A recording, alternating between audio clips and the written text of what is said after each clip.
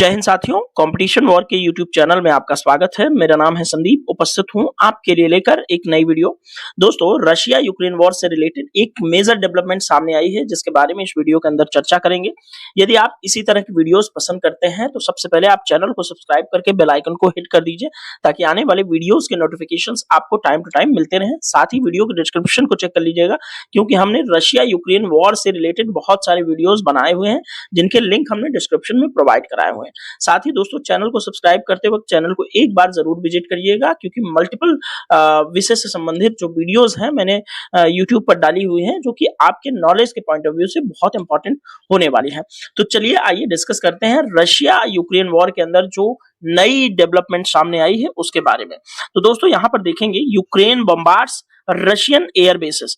Russia के air bases को Ukraine ने अपने ड्रोन अटैक के दौरान तबाह कर दिया, और इस ड्रोन अटैक के दौरान दोस्तों यूक्रेन ने कामाकाजी ड्रोन्स का इस्तेमाल किया, जिनको एक सुसाइडल ड्रोन माना जाता है। यानी कि सुसाइडल ड्रोन जो होते हैं वो विस्फोटक से लैस होते हैं और टारगेट के ऊपर जाकर के अपने आप को फोड़ देते हैं, यानी कि सुसाइड कर लेते हैं। ठीक है, तो इस तरह के सुसाइडल ड्रोन का इस्तेमाल रशिया के अंदर हमला करने के लिए यूक्रेन ने किया हुआ है। और दोस्तों, रशिया के बिल्कुल बाउंड्री से सटे हुए जगहों पर हमला न करके, बल्कि यूक्रेन ने रशिया के बेलाया जैसे जगह पर, लगभग जो यूक्रेन रशिया बॉर्डर से 3000-4000 किलोमीटर दूर पड़ता है, वहां पर इस बार हमला किया है। तो ये हमला जो यूक्रेन का हुआ रशिया के अंदर, ये क्यों खास है, इसके बारे में हम आपसे इसके अंदर बात करेंगे। साथ ही दोस्तों, रशिया यूक्रेन वॉर जो पिछले 3-3.5 सालों से लगभग 4 वर्ष होने वाला है, जो चल रही है, अब वो एक निर्णायक मोड़ पर पहुंच चुकी है। अब बहुत सारे रक्षा विशेषज्ञ और जो सामरिक मामलों के जानकार हैं, वो कह रहे हैं कि अब ये युद्ध न सिर्फ रशिया यूक्रेन रह जाएगा, बल्कि अब ये रशिया जो है कि पूरे यूरोप को अमेरिका के साथ साथ युद्ध के चपेटे में ले लेगा। तो इन सभी मुद्दों पर विस्तार पूर्वक इस वीडियो के अंदर बात करेंगे। आइए शुरू करते हैं कि रूस पर यूक्रेन का बड़ा हमला जो हुआ, वो किस तरह से प्लान किया गया और हमले के अंदर क्या क्या चीजें घटित हुई। दोस्तों, यहाँ पर एक न्यूज़पेपर की कटिंग की बात की शुरुआत करते हैं। यूक्रेन ने एक ऑपरेशन लॉन्च किया रशिया के अंदर, जिसको नाम दिया ऑपरेशन स्पाइडर वेब। जो ये हमला रशिया के अंदर यूक्रेन ने किया, उस हमले का नाम है एक जो ऑपरेशन, इसको नाम दिया ऑपरेशन स्पाइडर वेब, ये समझ लीजिए। और पर्ल हार्बर जैसा हमला हुआ था। तो पर्ल हार्बर क्या है? पर्ल हार्बर दोस्तों 7 दिसंबर 1941 को जापान ने अमेरिका के एक नौसैनिक बेस पर्ल हार्बर पर जो है कि बहुत भीषण तरीके से एयरफोर्स के थ्रू हमला किया था। उसी हमले जैसा कुछ कुछ माना जा रहा है इस स्पाइडर वेब ऑपरेशन को, जो कि रशिया के अंदर यूक्रेन ने किया हुआ है। अब यहाँ पर न्यूज़पेपर की कटिंग को मैं डिस्कस तो नहीं करूंगा, लेकिन कुछ कुछ चीजें हैं जो आप हाईलाइटेड पॉइंट है, उसको आराम से वीडियो को पॉज करके पढ़ के आगे बढ़ सकते हैं। जैसे यहाँ पर देखिए, इस हमले की तैयारी यूक्रेन लगभग 1.5 साल से कर रहा था। ठीक है, ट्रकों में छिपा करके ड्रोन भेजा, जो कि आगे हम बातचीत करने वाले हैं। वो ट्रक और वो ड्रोन्स भी दिखाने वाला हूं कि किस तरह से ट्रकों के कौन से पार्ट में ड्रोन भर करके ले गए थे रशिया के अंदर। $7 अरब के आसपास का नुकसान का दावा किया जा रहा है, और ऑपरेशन में फर्स्ट पर्सन व्यू ड्रोन का इस्तेमाल किया गया था। इसे फर्स्ट पर्सन व्यू ड्रोन जो होता है दोस्तों, इसे ऑपरेटर सीधे कैमरे के जरिए कंट्रोल करता है, और ऑपरेटर को ऐसा अनुभव होता है कि वह जैसे वह खुद उस ड्रोन के अंदर बैठा हुआ है। इसकी गति काफी तेज होती है, कम लागत यानी कि 30-40 हजार रुपए के ड्रोन का इस्तेमाल करके, मतलब एक ड्रोन लगभग 30-40 हजार रुपए का होता है। एक इस तरह के तमाम ड्रोन का इस्तेमाल करके रशिया के बड़े-बड़े स्ट्रेटेजिक बॉम्बर्स को तबाह किया है यूक्रेन ने। दोस्तों, ये जो फर्स्ट पर्सन व्यू ड्रोन होता है, इसे आसानी से किसी भी स्थान पर पहुंचाया जा सकता है ट्रक के जरिए, और उसके बाद वहां जहां पर हमला करना होता है, वहां पर इसका यूज कर लिया जाता है। ठीक है, ये ध्यान रखेंगे। किन किन एयर बेसिस को रशिया के अंदर निशाना बनाया गया है, उसकी बात जो है आगे हम करने वाले हैं।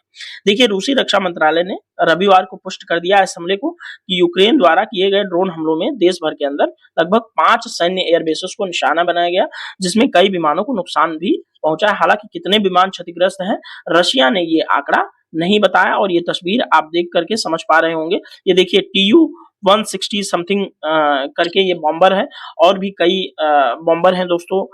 A-22 नाम से इनके जो है कि अबॉक्सिस थे, उसको तबाह किया गया। A-22 A10 TU-22 और A10 नाम से जो अवॉक्स थे दोस्तों, ये दुनिया में बहुत एडवांस लेवल के अवॉक्स थे। इनको भी जो है कि इस हमले में क्षति हुई है, जबकि ये टोटल रूस के पास ही 10 है। ठीक है, तो आप समझ सकते हैं कितना इम्पोर्टेंट विमान जो है कि रशिया के अंदर क्षतिग्रस्त हुआ। यहाँ पर TU-60 नाम का स्ट्रेटेजिक बॉम्बर देख रहे हैं आप, जिसको तबाह किया गया है। और इस तरह से देखिए ये ट्रक का इस्तेमाल किया गया है इस हमले के अंदर, और इस ट्रक के इस वाले पार्ट के अंदर जो है दोस्तों भरा गया ड्रोन्स को। देखिए यहाँ पर लकड़ी के सरफेस पर ड्रोन को रखा गया, ऐसे देखिए यहाँ पर रखा गया, और उसके बाद रशिया में ले जाकर के अंदर जहां एयर बेसेस थे उसके अगल बगल ले जाकर के फिर यहाँ से ड्रोन उड़ाए गए। ठीक है, ड्रोन इसमें से उड़ा करके और एयर बेसेस पे जहां उनका जो लोकेशन थी, जो हमले के लिए उन्होंने मार्क की हुई थी, वहां पर हमले किए गए और बड़े प्रिसीजन के साथ हमले किए गए यहाँ पर। और तस्वीर के माध्यम से देख पा रहे हैं कि रशिया के एयर बेसिस के अंदर ये जो हमला हुआ उसकी इतनी क्लियर कट सैटेलाइट इमेज आपको कैसे देखने को मिल रही है। तो दोस्तों ये मैं आपको क्यों बता रहा था कि अब अमेरिका और पूरे यूरोप को रशिया इस युद्ध में इन्वॉल्व कर देगा, क्योंकि दोस्तों इतने एडवांस सैटेलाइट सिर्फ अमेरिका के हैं। अमेरिका के ही सैटेलाइट ये सब चीजें दिखा सकते हैं। तो इस समय ये समझिए कि मनोवैज्ञानिक रूप से भी रूस के अंदर काफी जो है कि दिक्कत देखने को मिल रही है। तो रूस कुछ न कुछ अपनी साख को बचाने के लिए इतना बड़ा करेगा कि अब पूरी दुनिया इस हमले को देखेगी। इसीलिए मैं कह रहा था कि रशिया यूक्रेन वॉर अब एक निर्णायक मोड़ पर पहुंच चुका है। तो यूक्रेन ने जो रशियन जो है एयर बेसेस को तबाह किया, उन एयर बेसेस का यूक्रेन से आप दूरी समझिए। देखिए यहाँ पर ये बेलारूस वाली बाउंड्री है, आगे फिनलैंड हो जाता है। ठीक है, यहाँ पर फिनलैंड है, ये बेलारूस है। ठीक है, और ये है यूक्रेन, और ये वाली बाउंड्री रशिया की है, ये पूरा रशिया है। ठीक है, अब समझिए कि जिन 5 एयर बेसेस पर हमला हुआ वो कितने दूर दूर है।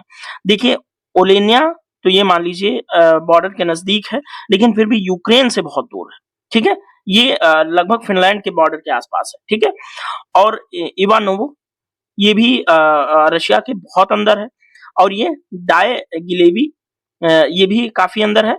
और आप यहाँ पर देखिए ये वाला एयरबेस बेलाया एयरबेस तो इससे तकरीबन 3500 किलोमीटर के आसपास है। और अमूर एयरबेस की बात करें तो दोस्तों ये 4000 से भी अधिक किलोमीटर दूर है यूक्रेन के बॉर्डर से। अब सोचिए यहाँ पर बहुत एकदम डीप में रशियन टेरिटरी के अंदर जाकर हमला करने का अर्थ है कि रशिया के लोग भी इसमें इन्वॉल्व थे। यानी कि देखिए भ्रष्ट हर देश में होते हैं, जैसे पाकिस्तान हमारे ही कुछ देश के भ्रष्ट और देशद्रोही नागरिकों का इस्तेमाल करके कई बार हमले करता है, उसी तरह से रशिया के अंदर भी रशियन नागरिकों का इस्तेमाल करके उन्हें ब्रेवरी वगैरह दे करके जो है कि यूक्रेन ने क्या बोलते हैं इन हमलों को अंजाम दिया हुआ है। यहाँ पर देख लीजिए ये कंटेंट भी लिखा हुआ है। यूक्रेनी वेबसाइट के मुताबिक कीव इंडिपेंडेंस है, उसने कहा कि रूस के एयरबेसेस में ओलानिया, इरकुत्स्क के अंदर बेलाया, इवानोवो एयरबेस और डायगिलेवो एयरबेस और बेलाया तथा अमूर एयरबेसेस को इन्होंने निशाना बनाया हुआ है। यहाँ पर देखेंगे जो है कि रूस का बेलाया जो एयरबेस है, ये देखिए यहाँ पर ये बेलाया एयरबेस जो देख रहे हैं आप, ये दोस्तों यूक्रेनी सीमा से 4000 से भी किलोमीटर दूर है, रूस के साइबेरिया इलाके में स्थित है। और इस रिपोर्ट के मुताबिक यूक्रेन की सुरक्षा एजेंसी जो है SBU, उसने इस हमले को अंजाम दिया। ये ध्यान में रखेंगे, इसमें फर्स्ट पर्सन व्यू ड्रोन्स का इस्तेमाल किया गया, जिनके बारे में मैंने आपको शुरू में ही बता दिया। इस हमले के अंदर दोस्तों यहाँ पर देखेंगे A-50, TU-95, TU-22 जैसे स्ट्रेटेजिक बॉम्बर्स को निशाना बनाया गया। ये स्ट्रेटेजिक बॉम्बर्स के बारे में मैं अभी आपको बताऊंगा कि कितनी दूर जाकर के परमाणु हमला करने में सक्षम थे। यहाँ पर एयर बेसेस आप देख लीजिए, ये वाला इलाका जो है दोस्तों ये यूक्रेन का है। ध्यान में रखेंगे ये इलाका किसका है, यूक्रेन का है। और यूक्रेन ने समझिए यहां से यूक्रेन चला और यूक्रेन सीधा गया यहाँ इवानोवो में, डेग्लिगेवो में, बेलाया में, और बेलाया से थोड़ा सा आगे अमूर एयरबेस है। अमूर सी है ये, अमूर सी के कोस्टल रीजन में स्थित है अमूर एयरबेस। इन सब जगहों पर जो है यूक्रेन ने हमला किया है। तो अब ये समझ लीजिए कि अब रशिया चुप नहीं बैठने वाला है, ये युद्ध एक निर्णायक मोड़ पर पहुंच चुका है, ये मैं बार बार कह रहा हूं। दोस्तों यूक्रेन की जो सुरक्षा एजेंसी है उसके एक अधिकारी ने ये बात बताई थी कि दोस्तों जो है कि ये हमला यूक्रेन ने खुद प्लान किया है, ठीक है? खुद अपने बचाव में किया, क्योंकि यही रूसी विमान अक्सर यूक्रेनी शहरों पर बम्बार्डमेंट करते थे। ये जो स्ट्रेटेजिक बॉम्बर्स हैं, रशिया के किसी भी रीजन से उठ करके यूक्रेन के किसी भी शहर में हमला करने में ये सब बॉम्बर्स सक्षम थे। रूस ने इस हमले की पुष्टि भी कर दी। शुरुआती अनुमानों के मुताबिक नुकसान की लागत 2 बिलियन अमेरिकी डॉलर के आसपास हो सकती है, जबकि लगभग 7-70 बिलियन डॉलर के आसपास का नुकसान जो है हुआ है। रूस के ये 5 एयर बेसेस की यूक्रेन से दूरी यहाँ पर जो है कि सभी एयर बेसेस जो है आप देख सकते हैं, ठीक है? ये देखिए अमूर एयरबेस की दूरी 6000 किलोमीटर है यूक्रेन से। अमूर एयरबेस लगभग यहाँ पर स्थित है और 6000 किलोमीटर दूर गया। 4000 किलोमीटर बिलाया है, यहाँ गया, ठीक है? और उसी तरह से डायगिलेवो इनका रशियन नाम है, थोड़ा प्रोनाउंस करने में कभी-कभी दिक्कत होती है। अब देखिए किन बॉम्बर्स को नुकसान हुआ है। देखिए TU-95, TU-95, TU-22, TU-22 और A-50 जैसे जो अबॉक्सेस होते हैं, जो जासूसी विमान होते हैं, उनको नुकसान पहुंचा है, ठीक है? और TU-60 ये है, TU-60, ठीक है? TU-60, TU-95 इन सबको नुकसान पहुंचा है। दोस्तों सोवियत एरा में बने ये दुनिया के सबसे अच्छे बॉम्बर्स माने जाते हैं। ये स्ट्रेटेजिक क्यों होते हैं? स्ट्रेटेजिक बॉम्बर्स का मतलब होता है जो दुश्मन की टेरिटरी में घुसकर हमला करने में सक्षम हो और दूर तक अपने देश से दूर तक जाकर के ऑपरेशन करने में सक्षम हो, उन्हें स्ट्रेटेजिक बॉम्बर माना जाता है। साथ ही वो परमाणु हमला करने में भी सक्षम होते हैं, ठीक है? इन जो है कि विमान को नुकसान पहुंचा है रशिया के, जो कि अपने आप में एक बहुत बड़ी घटना है। यहाँ देखिए मीडिया रिपोर्ट कह रही है कि एसबीओ ने इस हमले के लिए लगभग 18 महीने की तैयारी की थी। इन्होंने इस ऑपरेशन का नाम आप लोग ध्यान में रखेंगे स्पाइडर वेब, एग्जाम में पूछा जाएगा। इस मिशन की निगरानी यूक्रेन के राष्ट्रपति व्लादिमीर जेलेंस्की खुद कर रहे थे। वहीं एसबीओ चीफ वासिल मलियुक की देखरेख में ये सब हमला हुआ। यूक्रेनी मीडिया रिपोर्ट के मुताबिक ड्रोन को पहले से रूस में चोरी छिपे भेजा गया, फिर उन्हें लॉरियों यानी कि ट्रकों में रखे लकड़ी के केबिनों में नीचे छिपाया गया। जब हमला करना था तो इन्हीं ट्रकों से ड्रोन को क्या किया गया, लॉन्च किया गया। ये ट्रकें हैं, इन्हीं से ड्रोन को लॉन्च किया गया हवा में, ठीक है? और ये देखिए ये इस तरह के ड्रोन्स हैं, छोटे-छोटे, लगभग 30 से 40 हजार इनकी कॉस्ट बैठेगी और ये इन ड्रोन्स ने जाकर के बिलियंस ऑफ डॉलर का रशिया के अंदर नुकसान पहुंचाया है। तो आप समझ सकते हैं कि रशिया किस हद तक इस बात पे गुस्सा होगा। यूक्रेन का अधिकारी कहता है कि यूक्रेन ने इस हमले की जानकारी ट्रंप प्रशासन को पहले ही दी थी, यानी कि यूएसए इस हमले के बारे में पहले से ही जानता था। दोस्तों अब ये वॉर यूक्रेन और रशिया की नहीं रही, अब ये वॉर अमेरिका के साथ साथ पूरे यूरोप की हो गई है अगेंस्ट जो है रशिया। तो अपने आप में ये बहुत बड़ी बात है। यहाँ पर रिपोर्ट के मुताबिक इस ऑपरेशन के अंदर कुछ खास चीजें थी। यूक्रेनी एजेंट जो है इसमें इन्वॉल्व होंगे, जाहिर सी बात है। ये हमला कामिकाजी ड्रोन से हुआ। मैंने आपको कामिकाजी ड्रोन्स के बारे में पहले ही बताया कि ये खुद को उड़ा लेने वाले ड्रोन होते हैं, ठीक है? यानी कि सुसाइडल बॉम्बर्स होते हैं। अब व्हाट द नेक्स्ट, आगे क्या होने वाला है, इसी के बारे में थोड़ा सा मैं आपसे बात करना चाहूंगा। देखिए हुआ क्या है कि 1991 में जो सोवियत संघ था उसका विघटन हो गया। सोवियत संघ के विघटन के बाद 15 देश दुनिया के नक्शे पर आए। उन 15 देशों में जो सोवियत संघ की लेगेसी को कंटिन्यू किया वो रशिया है। उन्हीं सोवियत संघ के 15 देशों में एक यूक्रेन भी था। 1991 से पहले सोवियत संघ की बहुत सारी स्ट्रेटेजिक चीजें यूक्रेन के अंदर हुआ करती थी। इवन की उनके परमाणु बम वगैरह जो थे वो भी यूक्रेन के अंदर रखे हुए हैं। हालांकि 1991 में जब सोवियत संघ का विभाजन होता है तो रशिया ने कोशिश किया कि जो परमाणु बम है वो रशिया को प्राप्त हो जाए, तो रशिया ने काफी परमाणु बम अपने पास रखे। लेकिन जो इसके यूक्रेन के परमाणु बम है अमेरिका ने छीन लिए थे। तो अब यूक्रेन के पास परमाणु बम जैसा चीज नहीं, हालांकि चेरनोबिल जैसी जो न्यूक्लियर फैक्ट्री कहा जाता था, जिसमें चेरनोबिल कांड हुआ था, न्यूक्लियर रिसाव एक बार हुआ था, वो सब जो है यूक्रेन के अंदर ही स्थित है और कई बार रशिया ने उस स्थान को हिट भी करने का प्रयास किया है। देखिए, सोवियत संघ का एरा मैं क्यों शुरू कर रहा हूं, सोवियत संघ से भी थोड़ा सा पीछे चलते हैं, थोड़ा सा कहानी आप लोग कॉपी पेन रख दीजिए, कहानी सुनिए। कहानी ये है कि 1939 से लेकर के 1939 से लेकर के 1945 तक चला द्वितीय विश्व युद्ध। द्वितीय विश्व युद्ध के बाद 1945 में दुनिया के नक्शे पर दो ताकतवर देश नजर आते हैं, ठीक है, जो अपने आप को विश्व युद्ध के चीजों से बचाए हुए एक ताकत के रूप में उभरते हैं। उनमें से अमेरिका होता है और सोवियत संघ होता है।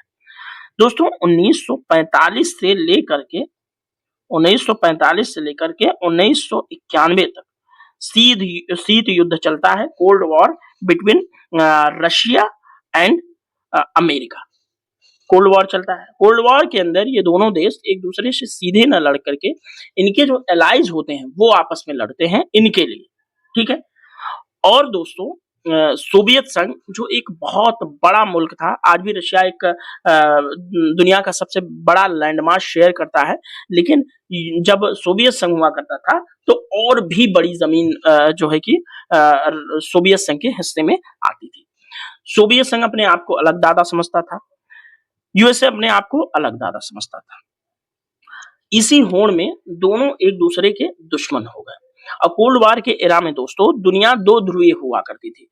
एक ध्रुव था यूएसए में और दूसरा ध्रुव बैठा था सोवियत रूस के अंदर, ठीक है। और ये दोनों धीरे धीरे धीरे धीरे बड़े ताकतवर देश बनते गए और बड़े ताकतवर थे, और बाद में ये लोग जो है कि एक कट्टर प्रतिद्वंदी हो गए। हालांकि हैं दोनों ईसाईयत के देश, लेकिन एथनिक आधार पे थोड़ा जो रिलीजन वगैरह के आधार पे तो ये सेम है, लेकिन कुछ कुछ चीजें जो है कि इनकी अलग है, ठीक है। कल्चर अलग है, बहुत सारी चीजें, सिस्टम अलग है, इनके सरकार के अंदर जो सिस्टम है वो सारी चीजें अलग हैं। तो ये दोनों एक दूसरे के कट्टर दुश्मन है। अब रशिया यूक्रेन वॉर शुरू कैसे होती है, तो यूक्रेन को जो है कि नेटो नाम के एक ग्रुप में जाना था। नेटो दोस्तों बेसिकली अमेरिका के नेतृत्व में एक सैन्य गुट है जो कि यूरोप के देशों को मिलाकर के बनता है, जो मेनली पश्चिमी यूरोप के देश हैं। पश्चिमी यूरोप के देशों को अमेरिका ने 1945 से ही अपनी तरफ मिलाना शुरू कर दिया था। 1991 तक जब रशिया का सोवियत रूस का विघटन हुआ, तब तक पश्चिमी यूरोप और पूर्वी यूरोप के दोनों के देश जो है नेटो नाम के संगठन का हिस्सा हो गए, जिसका दादा अमेरिका हुआ करता है, ठीक है। तो अब रूस यूक्रेन की बाउंड्री एकदम एक दूसरे से लगती है, तो इसलिए जो है कि जब जहां जहां नेटो रहता है वहां वहां रशियंस अमेरिकन वेपन्स होते हैं। तो यूक्रेन चूंकि रशिया के एकदम पड़ोस में है, तो रशिया किसी भी तरह से नहीं चाहता कि यूक्रेन नेटो का मेंबर बने, लेकिन जो है यूक्रेन को नेटो का मेंबर बनने की पूरी धुन सवार है। इसलिए जो है रशिया ने यूक्रेन को इन्वेड किया 2014 में पहली बार क्रीमिया पेनिनसुला को, जो कि ब्लैक सी में स्थित है। उसके बाद धीरे धीरे जो है कि दोस्तों लगभग 2022 के लास्ट से यूक्रेन को इन्वेड करना शुरू किया रशिया ने, ठीक है। रशिया की जिद है कि यूक्रेन नेटो का मेंबर न बने, लेकिन यूक्रेन की जिद है कि यूक्रेन नेटो का मेंबर बनना चाहता है, इसीलिए सारा बखेड़ा शुरू हुआ है। अब इस युद्ध के अंदर रशिया यूक्रेन के अंदर नेटो के साथ अमेरिका पूरी तरह से साथ दे रहा है यूक्रेन का, और रशिया इस समय अकेला लड़ रहा है, और रशिया का जो खुलकर साथ दे रहा है वो है चाइना। अब रूस की चाइना से बहुत बनने लगी है। बेसिकली अब कहा जाए तो सीधा सीधा रशिया अब इकोनॉमी के मामले में धीरे धीरे धीरे धीरे रूस पर डिपेंड होता जा रहा है। और अब दुनिया के इस महासंग्राम के अंदर जो हमारा भारत है वो अपनी गुट निरपेक्षता की नीति का पालन करता है, यानी कि ना हम पूरी तरह से रशिया के सपोर्ट में है, ना हम पूरी तरह से यूक्रेन के सपोर्ट में है। हमने यथास्थिति बनाई हुई है और युद्ध का हम समर्थन नहीं करते। आप लोग जैसा चाहो अपना कर लो। हम रशिया का भी सपोर्ट करते हैं और प्रधानमंत्री मोदी जी यूक्रेन का भी दौरा करने जाते हैं। तो अब क्या किया, एक समय था 1971 में जब रशिया ने हमारे लिए खुल करके अमेरिका से मुकाबला किया। तो अब क्या कर रहा है, रशिया भी हमें देख रहा है, तो रशिया भी बैलेंस बनाने की कोशिश हम पे करने लगा है। तो अब रशिया यूक्रेन वॉर के दौरान जैसे-जैसे चीन रशिया के नजदीक जाएगा, भारत के लिए रणनीतिक तौर पर एक बड़ा चुनौती नजर आएगी कि रशिया जब चाइना पर डिपेंड होगा, तो कहीं न कहीं हमसे दूरी जो है मेंटेन करेगा। ये बात ध्यान में रखेंगे, ये हमारे स्ट्रेटजीज को ध्यान में रखना चाहिए।